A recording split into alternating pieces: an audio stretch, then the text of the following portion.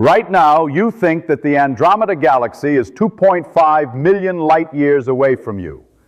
You also think the closest star is 4 light years away. You assume that distance in space is a real, fixed, and measurable fact. But what if every single cosmic distance you have ever measured is completely incorrect? What if distance itself is not a core feature of reality, but instead a trick created by your own mind? What if, at the most basic level of physics, space does not contain any distance at all? What I am about to explain will forever shatter your understanding of what space truly is. Distance feels like the most straightforward idea in the universe. You are sitting some distance from the screen you are watching. The moon is about 250,000 miles away. The sun is roughly 93 million miles from us. These numbers feel real, fixed, and permanent. Distance is just the gap between objects. It appears to be the simplest notion in all of physics. However, simplicity often hides the most profound secrets. And distance, which seems like the most obvious property of space, turns out to be one of the most deeply misunderstood ideas in science. The distance we observe in space is not what you believe it to be. It is not a basic law of nature. It is not fixed. It is not even real in the way your gut feeling tells you. The path to understanding why will take us through quantum mechanics, general relativity, holography, and the true foundations of what space itself actually is. Let me start with something you might assume you already know: the speed of light and what it reveals about distance. When scientists say Andromeda is 2.5 million light years away, they appear to be giving a distance, but they are actually giving a time measurement. A light year is the distance light covers in 1 year. So saying something is 2.5 million light years away means light needs 2.5 million years to travel from there to here. But here is the key issue. You are not measuring where Andromeda is right now. You are measuring where it was 2.5 million years ago, when that light first departed. By the time that light reaches your telescope, Andromeda has already shifted position. It has been moving throughout those 2.5 million years. The distance you record is the distance to a ghost, to where Andromeda used to be in the distant past, not where it is at this exact moment. Also, because the universe is expanding, the true current distance to Andromeda is different from the distance the light traveled to get to you. Space itself grew during the 2.5 million years the light was journeying. So the distance the light traveled is not the same as the present distance between you and Andromeda. Every cosmic distance measurement blends at least 3 different concepts of distance: the path the light took, the distance when the light was sent, and the current distance considering expansion. All of these give different numbers. Which one is the genuine distance? The answer is that none of them is more accurate than the others. They are all valid ways to measure separation, depending on the question you are asking and the frame of reference you choose. There is no single fact about how far away a distant galaxy truly is. Right now, distance on a cosmic scale depends on the observer and on the definition you select. It is not an absolute truth about the universe. But this is the start. Special relativity takes this much further in breaking down the absoluteness of distance. Einstein showed in 1905 that distance is relative, not just roughly relative, but completely, mathematically, and fundamentally relative based on your speed. Here is the main result.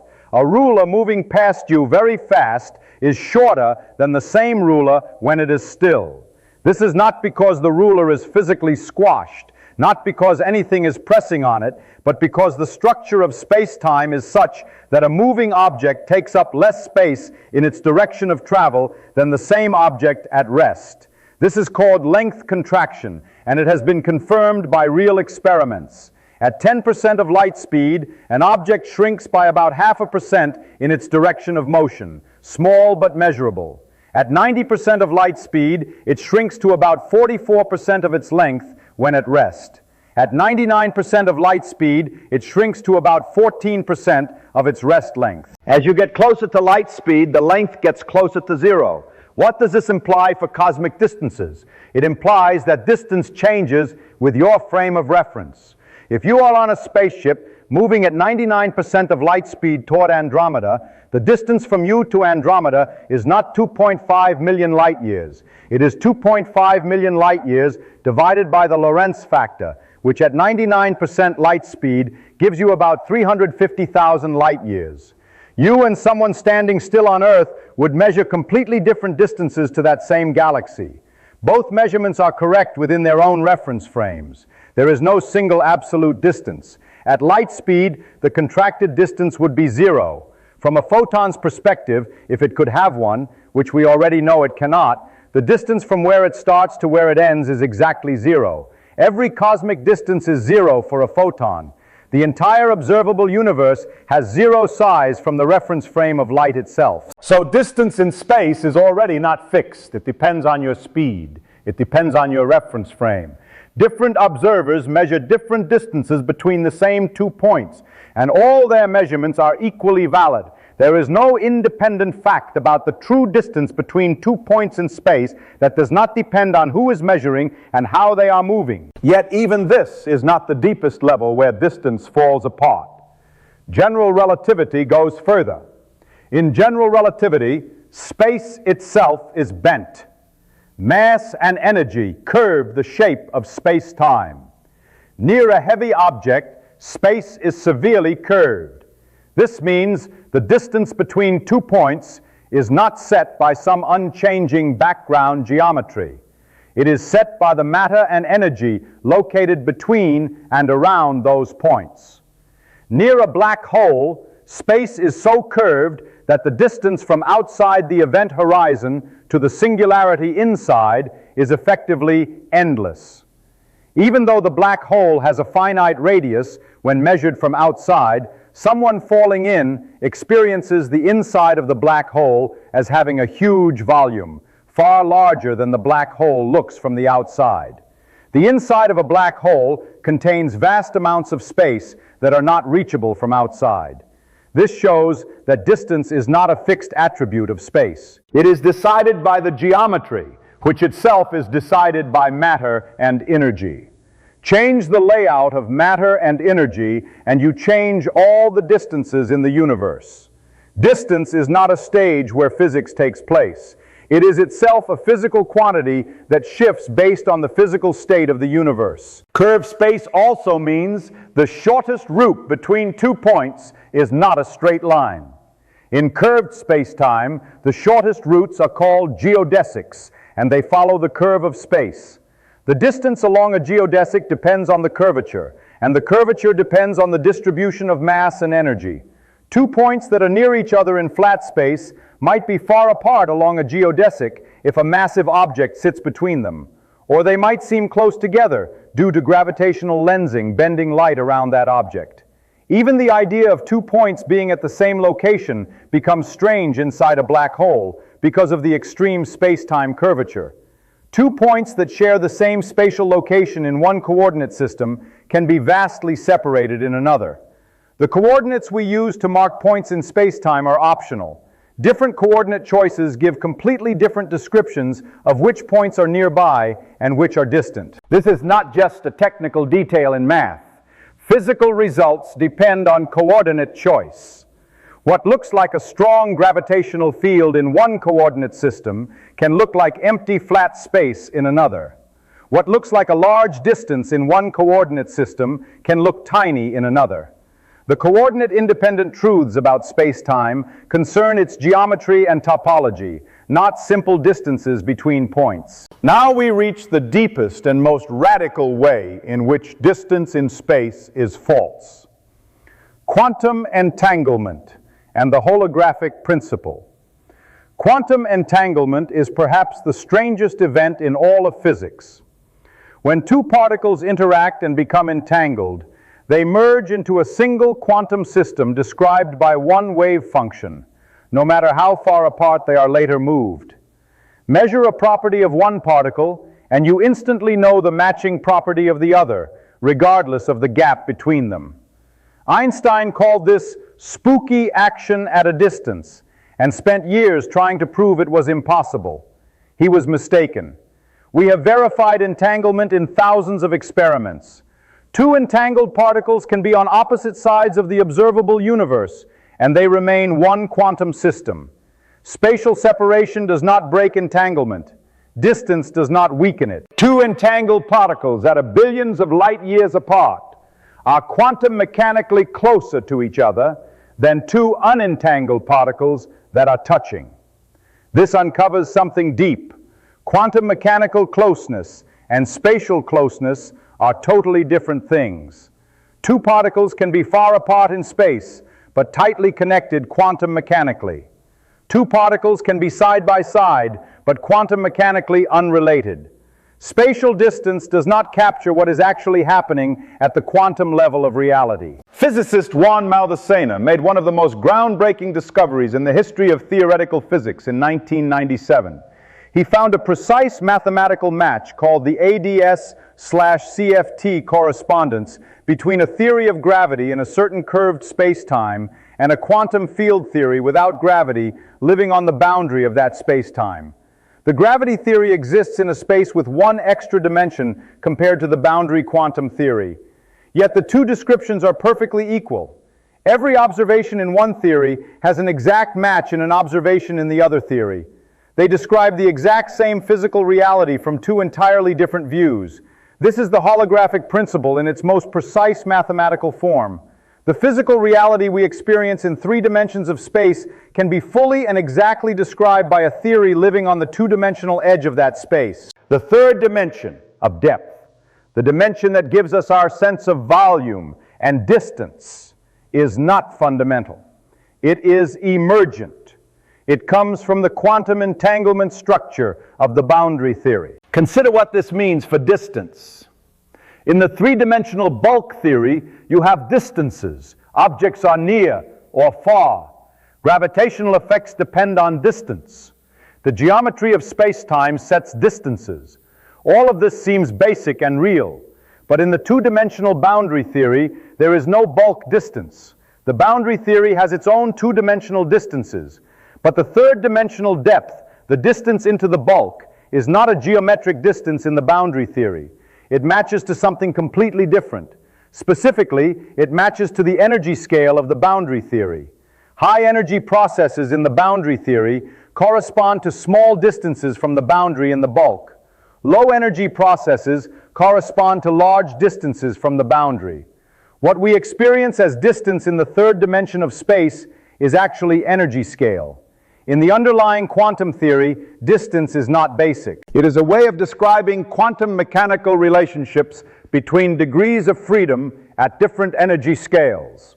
Depth in space is an emergent property that arises from the structure of quantum entanglement in the boundary theory.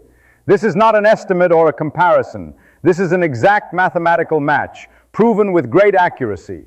Space, specifically the radial distance dimension in the holographic picture, is literally emergent from quantum entanglement. Recent work by physicists Mark van Ramsdonk, Brian Swingle, and others has made this link even clearer. They have shown that the geometry of space-time, including all its distances and curves, is set by the entanglement structure of the underlying quantum fields. In particular, a concept called entanglement entropy, which measures how quantum mechanically entangled different parts of a quantum system are, determines the geometry of the matching space-time.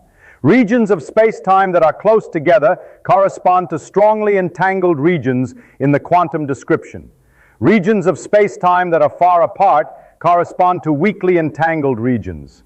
Distance in space is entanglement in quantum mechanics. These are 2 descriptions of the same underlying reality. Van Ramsdonk demonstrated this with a beautiful thought experiment. Take the quantum state of the boundary theory and reduce the entanglement between its 2 halves. What occurs in the bulk space-time? The bulk space-time divides into 2 disconnected pieces as entanglement is reduced. Keep reducing entanglement to 0, and the 2 halves of the bulk space-time become fully disconnected with endless distance between them. Restore the entanglement, and the 2 halves reconnect, and the distance shrinks. Space-time connectivity, the fact that different parts of space are linked to each other with finite distances, is literally produced by quantum entanglement. Remove entanglement, and space falls apart. Add entanglement, and space is sewn together. Distance is not a property that space has on its own. Distance is a sign of quantum entanglement between the degrees of freedom that make up space. This insight has led to one of the most exciting recent advances in theoretical physics, the ER equals EPR conjecture, proposed by Maldacena and Leonard Susskind himself. Einstein-Rosen bridges, which are wormholes linking two distant parts of space-time, are denoted ER after Einstein and Rosen, who first described them mathematically. Einstein-Podolsky-Rosen pairs, which are maximally entangled quantum particles, are denoted EPR after the famous 1935 paper by Einstein, Podolsky, and Rosen. The conjecture says that ER equals EPR. That is, an Einstein-Rosen bridge between two black holes is the same as an EPR entanglement between those two black holes. A wormhole connecting two distant regions of space is equal to maximum quantum entanglement between those regions. The geometric link through a wormhole and the quantum mechanical link through entanglement are the same thing, described in two different languages. What does this mean? It means that entangled particles are linked by a kind of quantum wormhole, a geometric bridge through space-time made by their entanglement. Two particles that seem to be far apart because you cannot see the quantum bridge between them are actually geometrically linked through that bridge.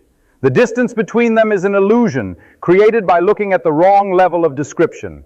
Our common idea of distance, the distance you measure with a ruler or a laser rangefinder, is the large-scale emergent description. Underneath it, at the quantum level, the real structure is entanglement. Two entangled particles are not distant from each other in any basic sense. They are connected. Distance is a large-scale illusion that appears when you average over quantum details. Loop quantum gravity gives yet another view on why distance is not basic. In loop quantum gravity, space-time is not smooth and continuous at tiny scales. Instead, it is made of discrete quantum units, tiny pieces of space called spin networks. The nodes of a spin network stand for quanta of volume. The links between nodes stand for quanta of area. Distances in loop quantum gravity are not continuous values. They are discrete and quantized, coming in minimum units tied to the Planck length, which is about 10 to the minus 35 meters. At scales below the Planck length, the concept of distance becomes meaningless. Not just hard to measure, but meaningless. There is no physical fact about whether two things are separated by less than a Planck length, because spatial separation below that scale is not a valid idea. Space is not endlessly divisible. It has a smallest unit, and below that unit, the very notion of distance breaks down. This means our smooth, continuous space, with its perfectly precise distances, is an approximation. It works very well at scales much larger than the Planck length, but it is not the basic reality. The basic reality is a discrete quantum network where classical distance appears as a large-scale statistical property of the network, the way temperature appears from the average motion of molecules, even though individual molecules do not have a temperature. Distance in space is therefore doubly false. At the quantum gravity scale, space is discrete, and distance loses its classical meaning completely. At larger scales, distance appears as an approximate description of the underlying quantum network structure. But this appearance means distance is not fundamental, it is derived. The results of all this are stunning. Two galaxies that look millions of light years apart might be linked by quantum entanglement in ways that make that spatial distance physically irrelevant for quantum events. The apparently enormous gaps between stars might at the quantum level be descriptions of entanglement structures rather than basic empty spaces in space. The universe, which looks like it stretches across billions of light years, might at the deepest level be a quantum system where what matters is not spatial geometry, but quantum connectivity. This does not mean you can instantly jump across the galaxy by using quantum entanglement. Entanglement does not allow faster-than-light communication or movement of matter. The quantum link between entangled particles does not create a passable tunnel for information or energy. The distance is false at the basic level, but the limits on what can physically happen between distant areas remain in place. You cannot use the underlying quantum connection to break causality, but it does mean that our whole picture of the cosmos as a huge empty space with things scattered across it at vast distances is deeply wrong. The universe is not mainly a spatial structure. It is mainly a quantum structure. The spatial distances we see are a large-scale emergent description of the quantum entanglement architecture of reality. Think about what this means for how you view the night sky. When you look up and see the Milky Way spreading across the darkness, with stars at distances of hundreds and thousands of light years, you're not seeing basic spatial separations. You are seeing the large-scale average of a quantum entanglement network. The apparent distances are real as large-scale descriptions, but they are not the bottom level of reality. When you look at the Andromeda Galaxy and think about the 2.5 million light-year gap between us and it, remember that this distance is frame-dependent, observer-dependent, definition-dependent, and ultimately emergent from quantum entanglement structures that do not themselves use the language of spatial distance. When cosmologists measure the size of the observable universe at 93 billion light years and call it unimaginably huge, remember that this hugeness is a description in the approximate language of classical geometry. In the underlying quantum description, there are no 93 billion light years. There are quantum states and their entanglement patterns, and the geometry, including all those distances, emerges from those patterns. Distance in space is as real as temperature is real. You can measure it, you can sense it, you can build technology based on it, but it is not basic the way quantum states are basic.